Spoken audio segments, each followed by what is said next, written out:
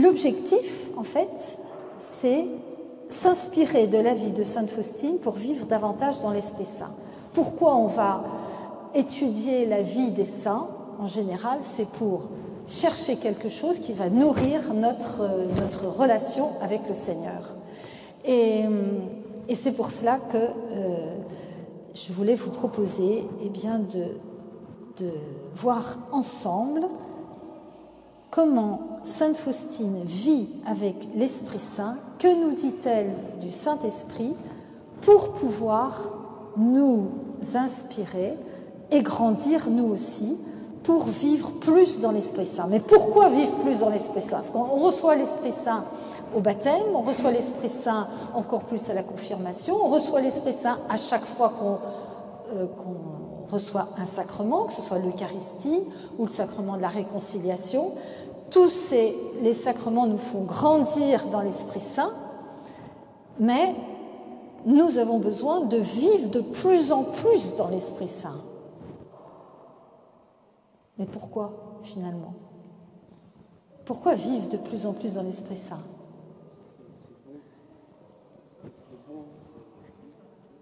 On ne sait pas tout.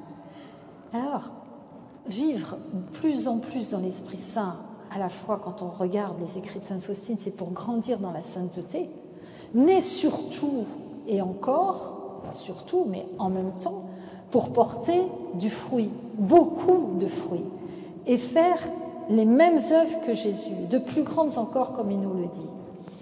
C'est ça, en fait, c'est l'Esprit Saint qui, en nous, va nous aider à agir de plus en plus avec lui, que de plus en plus ce soit Jésus en moi, l'Esprit Saint en moi qui me fasse agir et avancer. Non seulement sur le chemin de la sainteté, mais le chemin de la sainteté, c'est quoi? C'est mettre en œuvre les commandements de Jésus.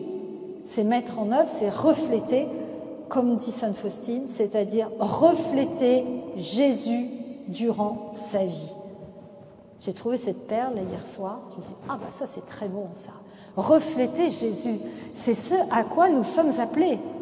Jésus était saint et il nous dit soyez saints comme notre Père céleste est saint. Et donc nous, notre vocation, c'est de refléter Jésus, la vie de Jésus, en accomplissant les mêmes œuvres.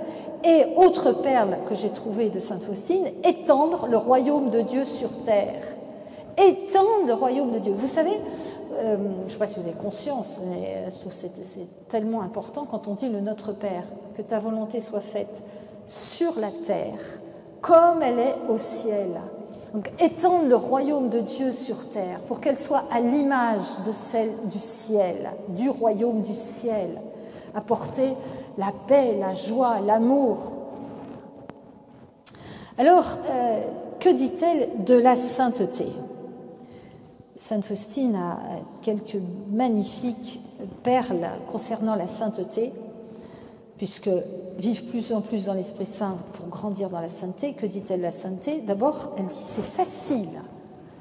Déjà, ça nous met la pression moins forte. Hein? C'est facile, juste un petit peu de bonne volonté. Et Jésus, apercevant ce petit peu de bonne volonté, se hâte de se donner à la personne qui lui demande, qui lui demande de vivre dans la sainteté.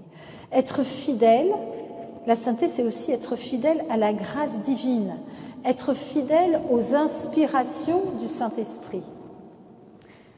Et la sainteté, eh bien, c'est combattre le découragement, l'inquiétude et le découragement. Et ça, c'est vrai qu'aujourd'hui, dans le monde dans lequel nous sommes, eh bien, on peut être rattrapé par le découragement.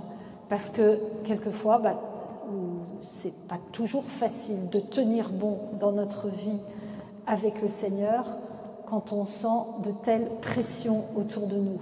Et particulièrement pour ceux qui travaillent, c'est pas facile.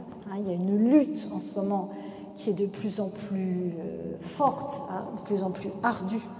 Eh bien, Sainte Faustine nous dit, et plutôt c'est Jésus qui dit à Sainte Faustine, de combattre le découragement et l'inquiétude, rester dans la confiance, même quand la situation est compliquée, apparemment. Rester dans la confiance parce que nous sommes dans la main de Dieu. Nous sommes dans sa main, nous sommes les bénis de notre Père céleste. Et donc, il écoute la prière du juste qui se confie en lui. Donc, ne pas désespérer aussi de ces chutes, mais courir vers le sacrement du pardon. Donc, voilà, lutter contre le découragement et l'inquiétude. Être fidèle à la grâce de Dieu.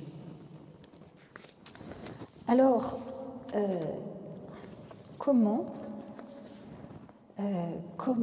être attentif aux inspirations du Saint-Esprit? Que nous dit-elle? Que nous dit-elle? Eh bien, elle nous recommande d'abord le silence intérieur pour suivre les inspirations du Saint-Esprit, pour écouter sa voix. Alors ça, c'est intéressant aussi, hein. Écouter sa voix, être fidèle aux inspirations, suivre les inspirations. Eh bien, elle recommande d'être une âme silencieuse.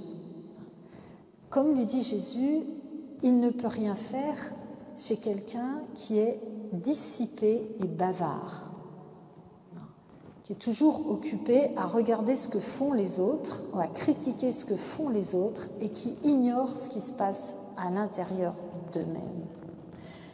Et elle dit, dans l'âme silencieuse, Dieu agit sans rencontrer d'obstacles. Elle dit également, seules les âmes recueillies peuvent l'entendre.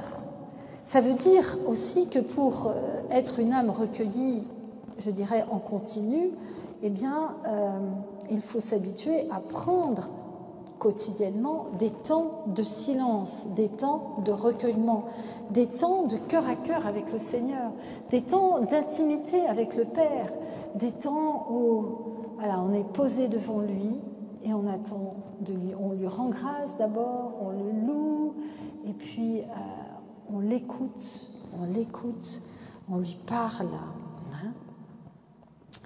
Alors, seules les âmes recueillies peuvent l'entendre. C'est comme cela qu'on peut écouter les aspirations du Saint-Esprit qui vont nous mener à organiser telle chose, à faire telle chose, à dire telle chose, à avoir un témoignage, avoir une parole, avoir une parole de consolation, une parole d'encouragement, une parole de confiance, une parole qui va faire du bien, une parole d'édification, une parole qui va faire du bien à celui qui est avec nous, ou bien à poser un acte qui va être bon pour celui qui est en difficulté, qui est en souffrance, qui est peut-être découragé justement. Ce coup de téléphone que l'on va avoir pour telle personne, tiens, ah ben justement ça tombe vraiment bien, ou bien voilà, tel geste qui va apporter du réconfort et de la consolation, parce qu'on aurait écouté à l'intérieur cette petite voix toute discrète, mais qui va nous amener à poser, à faire telle chose. Un jour, Sainte Faustine va parler justement avec une sœur qui était particulièrement découragée et qui était prête à quitter le monastère, qui était prête à partir. Et Sainte Faustine va avoir les mots qu'il fallait pour aider cette sœur, pour l'encourager et pour lui permettre de reprendre, je dirais, de la force intérieure et la conviction de son appel. Je me rappelle d'une autre anecdote qu'elle relate. Elle est dans le train. Je crois que c'était entre Cracovie et Vilnius. Bon, elle change de maison, le trajet est long. Elle est assise dans le train et à côté d'elle, elle a une jeune femme qui est assise. Et elle est attentive à l'Esprit Saint. Elle écoute la voix de Dieu et elle entend ce que Jésus lui dit. Elle entend. Elle va s'adresser à cette femme et parce qu'elle a reçu dans son cœur, donc c'est une parole de connaissance, elle a reçu dans son cœur que cette femme avait fait une promesse au Seigneur, que si elle avait ses examens, elle allait rentrer chez les sœurs, qu'elle allait devenir religieuse. Non. Puis finalement, elle s'est mise à travailler, puis elle est restée dans le monde et elle était insatisfaite, elle était en souffrance intérieure, elle ne comprenait pas pourquoi. Et Sainte Faustine, attentive à écouter le Saint-Esprit, à écouter cette petite voix à l'intérieur d'elle-même, va s'adresser à cette femme et va lui dire, et va l'encourager, et va toucher là où elle avait besoin d'être rejointe pour quitter le monde et rentrer chez les sœurs, comme elle en avait fait la promesse au Seigneur. Voilà un exemple. Donc, écouter les inspirations du Saint-Esprit peut se faire que si, on est habitué à cet entretien quotidien avec lui, à faire silence. Et le silence, ce n'est pas exclusivement éteindre la radio, la télé, Internet, etc. C'est vraiment être silencieux en soi-même, c'est-à-dire arrêter aussi toutes les pensées destructrices qui peuvent agir en nous, toutes les pensées diverses et variées qui peuvent nous envahir et qui fait que, du coup, on écoute nos pensées, mais on n'écoute pas l'Esprit Saint en nous. Et voilà. Nous avons à être attentifs au Saint-Esprit. Ce n'est plus moi qui vis, c'est le Christ qui vit en moi, dit saint Paul. Eh bien, voilà, être conduit par l'Esprit, ne pas être conduit par la chair, poser des actes d'amour. Alors, sainte Faustine nous dit aussi que pour être attentive au Saint-Esprit, elle s'exerce à la louange. La louange. La louange. La louange habite son cœur. La lecture de la Bible nous révèle qu'il y a de nombreuses situations où le peuple Dieu loue. La louange, qu'elle soit personnelle ou communautaire. Louer fait tomber les murs comme ceux de Jéricho, mais c'est pareil dans notre vie. Louer fait tomber des murs d'incompréhension, les murailles de la division, brise les chaînes comme avec Paul et Silas. La louange fait sauter aussi nos chaînes, d'addiction par exemple, ou toute autre chose. Et nous voyons David qui loue en dansant, avec tout son corps participe. Et bien nous aussi, dans la louange, tout notre corps participe, parce que nous sommes incarnés et Dieu aime cela, que tout notre corps participe à louer, à le louer. Et Jésus, nous le voyons exulter de joie. Et louer, c'est proclamer la victoire de la rédemption sur les lieux de mort. Louer aide aussi à entretenir la confiance en Dieu. Et louer nous ouvre le cœur, renouvelle nos pensées et nous permet de mieux nous connecter avec l'Esprit Saint. Alors nous voyons sainte Faustine qui loue. Je veux te louer pour, je te loue pour, je te loue pour. Vous verrez dans son petit journal tous ces passages où elle est dans la louange. Où elle est dans la louange. Alors ça, c'est une façon aussi de permettre au Saint-Esprit de grandir en nous. Ça, nous avons besoin. Alors, un autre conseil de sainte Faustine pour grandir dans l'Esprit Saint, c'est prier la Vierge Marie. Alors ça, nous aimons tous ici prier la Vierge Marie. Nous le faisons chaque premier samedi du mois, notamment, mais tous les jours aussi, nous, au niveau des serviteurs de la miséricorde. Elle dit, avec la Vierge Marie, pour recevoir le feu de l'amour divin. Le feu de l'amour divin. Alors, nous voyons dans les écrits de sainte Faustine qu'elle reçoit de nombreuses apparitions de la Vierge Marie, qui l'enseigne sur la vie spirituelle, qui lui apprend comment aimer Dieu, comment accomplir sa volonté, comment exercer la douceur, l'humilité. Voilà, tous ces conseils, tous ces enseignements qu'elle reçoit de la Vierge Marie. Et donc la Vierge Marie l'encourage dans sa mission. Elle va dire « J'ai ardemment prié la Mère de Dieu de m'obtenir la grâce d'être fidèle aux inspirations intérieures et d'accomplir fidèlement toute la volonté divine. Donc elle va tellement désirer accomplir la volonté de Dieu, donc suivre, je dirais, ses commandements, mais suivre toutes ces inspirations qu'elle reçoit, puisque chacun de nous avons une mission spécifique, une destinée. Le Seigneur nous a choisis, chacun nous a appelés à la vie, non pas pour être un numéro identique à d'autres, mais nous a appelés, choisis pour être envoyés pour une mission spécifique, pour une destinée spécifique. Et donc c'est important de comprendre et de connaître à quoi, Seigneur, tu m'as appelé dans ma vie. À quoi tu m'as appelé, pourquoi tu veux que qu'est-ce que tu veux que je fasse dans ma vie pour te servir, pour te glorifier, pour t'aimer, pour édifier les autres, pour mieux servir tes enfants. Et bien ça, chacun de nous, on a, je dirais, le plan de Dieu sur nous. Donc il faut le découvrir. Et comment le découvrir? Eh bien nous pouvons le découvrir en écoutant les inspirations du Saint-Esprit, en comprenant ce que Dieu veut. C'est en écoutant et en regardant à l'intérieur de nous-mêmes, aussi en faisant attention comment j'ai été conduit jusqu'à aujourd'hui, quelles sont les qualités qu'il m'a données, quels sont les talents qu'il m'a donnés, comment je peux mettre en œuvre tout ceci. Eh bien, pour cela, elle demande l'aide de la Vierge Marie. Elle demande l'aide de la Vierge Marie pour comprendre et accomplir fidèlement la volonté de Dieu. Et elle demande l'aide de la Vierge Marie pour recevoir le feu de l'amour de Dieu. Le feu de l'amour de Dieu.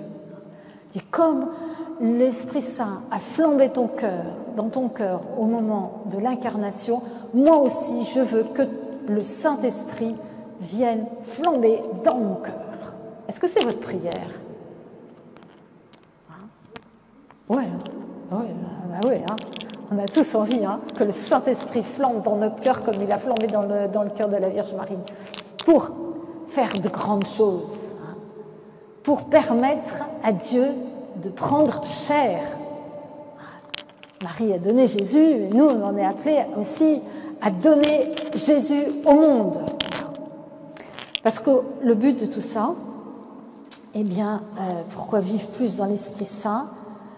L'Esprit Saint, nous sommes appelés à vivre plus dans l'Esprit Saint pour transmettre au monde le feu de la miséricorde. Sainte Faustine a le feu et elle est encouragée par le Seigneur. Il lui a dit, je t'ai choisi pour être témoin, pour être secrétaire de ma miséricorde, pour être l'apôtre de ma miséricorde. C'est sa mission sur terre qui se poursuit au ciel. Et c'est ce qu'elle a écrit, c'est ce qu'elle a dit. Elle s'est engagée d'ailleurs, quand je serai là-haut, j'écarterai le voile du ciel pour que toute âme fasse l'expérience de la miséricorde de Dieu. Toute âme. Elle a le feu. Mais alors, qu'est-ce que ça veut dire qu'être témoin de la miséricorde? Que veut dire transmettre au monde le feu de la miséricorde? Alors dans l'Évangile, dans la Bible, dans la parole de Dieu, nous entendons ce verset, ouvre la bouche, ne t'arrête pas. Je crois que c'est dans les psaumes, je ne suis pas allée voir, c'est un verset qui m'est remonté hier en préparant. Ouvre la bouche, ne t'arrête pas. Ouvre la bouche, ne t'arrête pas. Je crois que c'est pour chacun de nous. Et je crois qu'aujourd'hui, le monde a soif. Le monde a soif. Le monde, il y a tant et tant de gens qui cherchent. Ils cherchent, mais ils ne cherchent pas au bon endroit. Ils vont vers toutes sortes de pratiques ésotériques. Ça pullule aussi sur Internet des tas de propositions bizarroïdes. Mais parce que les gens cherchent Jésus. Dans l'Évangile, il est marqué, les foules cherchaient Jésus. Les foules voulaient suivre Jésus. Mais aujourd'hui, les foules cherchent toujours Jésus, sauf qu'ils ne le cherchent pas au bon endroit. Alors, qui peut être le poteau d'indicateur? C'est chacun de nous. C'est chacun de nous. Et d'ailleurs, un jour, Jésus a dit à sainte Faustine, si tu ne témoignes pas, tu rendras compte d'un très grand nombre d'âmes. Tu rendras compte au ciel d'un très grand nombre d'âmes. Donc, nous aussi, on a ce devoir d'être attentif, parce que le Seigneur, ouais, quand on va arriver là-haut, voilà, on va pouvoir lui dire, écoute Seigneur, j'ai fait tout ce que j'ai pu. C'est vrai. Mais voilà. Et par notre baptême, notre confirmation, nous sommes envoyés en mission pour annoncer la bonne nouvelle de la miséricorde avec les signes qui accompagnent. C'est ce qu'était notre discussion ce midi, là, en bout de table avec Marie et Guy.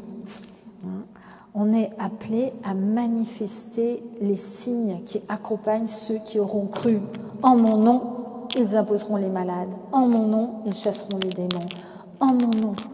Alors, chasser les démons, on n'est pas tous appelés à avoir une grande prière. D'abord, il y a la prière d'exorcisme qui est réservée aux prêtres exorcistes, on est bien d'accord. Mais chasser les démons, ça peut aussi commencer simplement par dire la vérité. Et éveiller à la vérité sur une situation d'un proche, de quelqu'un que l'on rencontre. Pas forcément en lui disant « Ouais, t'es dans l'erreur, la vérité, c'est ça !» Non, ça passera pas, on est bien d'accord. Hein. Mais simplement l'appeler à réfléchir et à comprendre que le chemin qu'elle prend, n'est pas le chemin du bonheur et de la joie. Joie et bonheur m'accompagneront tous les jours de ma vie, oui, si tu suis le Seigneur. Joie, grâce et bonheur. Alors, là encore, oui, c'est l'Esprit Saint qui va nous inspirer pour donner les bonnes paroles, les paroles de la part du Seigneur. Je vous ai partagé les paroles de connaissance de sainte Faustine, mais nous aussi, si on est attentif au Saint-Esprit, dans nos temps de prière, qu'on écoute Seigneur, que veux-tu me dire aujourd'hui? Qu'est-ce que tu veux me dire? Quel est comment tu me vois? Voilà, dans notre temps de prière. Puis noter. D'ailleurs, je me disais au mois de décembre, dans notre prochaine journée mariale, eh bien, j'aimerais bien vous entretenir de la façon d'écouter le Seigneur qui nous parle.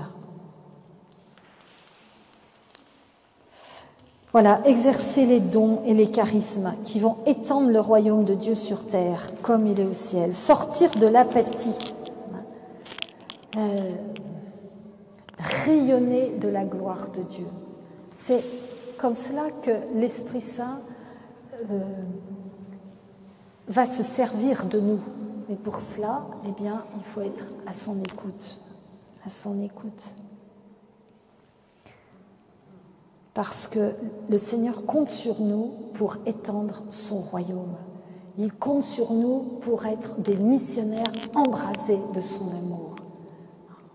Nous ne sommes pas là juste, je dirais, à la fois par hasard. Non, on a une mission à remplir. Et notre vocation, c'est d'annoncer sa miséricorde. Parce qu'on rencontre aujourd'hui beaucoup de gens qui sont en difficulté, en souffrance, qui ont perdu un peu le sens de la vie. Eh bien, notre vocation, c'est d'apporter la parole qui va les encourager, les édifier et les ramener vers le cœur du Père.